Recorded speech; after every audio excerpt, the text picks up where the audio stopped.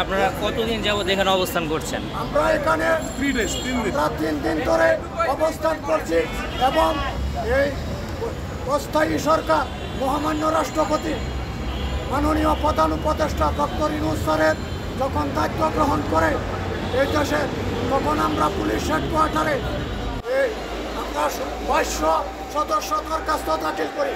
আমরা যারা victim police পরিবার এবং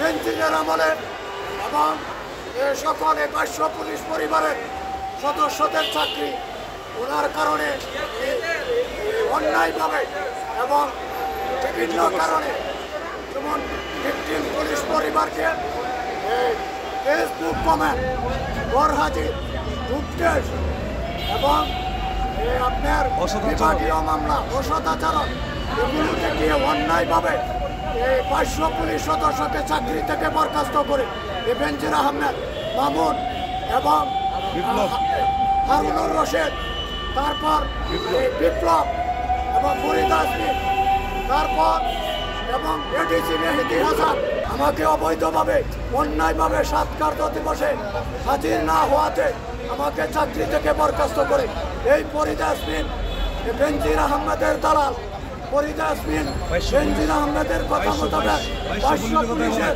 চাকরি নষ্ট করে এখানে অনেকেই এই 300-র উপরে ফরিদ আসমিন চাকরি পান বেনজির আহমেদের নির্দেশে এবং আইজিপি মামুনের নির্দেশে। আইজিপির কাছে আমার আকুল আবেদন, আমরা 500 পুলিশ পরিবারের জন্য 884 মোতাবেক উনি যেন আমাদের ব্যবস্থা করে এবং নির্বাহী আদেশ মোতাবেক আমরা সপদে দ্রুতই বহাল করি। এই আমার কাম্য। বেনজির আহমেদ এবং সাবেক আইজি আব্দুল্লাহ আল মামুন এবং হারুনুর রশিদ, টিভির প্রধান এবং বিপ্লব কুমার তেজগাঁও জোনের ডিসি ছিলেন, তিনি সহ এবং সাবেক স্বরাষ্ট্রমন্ত্রী আসাদুজ্জামান খান কামাল সহ আসাদুজ্জামান খান কামালের সাথে বসা ছিল তারা দিনে রাত্রে মিটিং করে এবং আমাদের এই পুলিশ সদস্য সবাই ক্ষতিগ্রস্ত হয়েছে।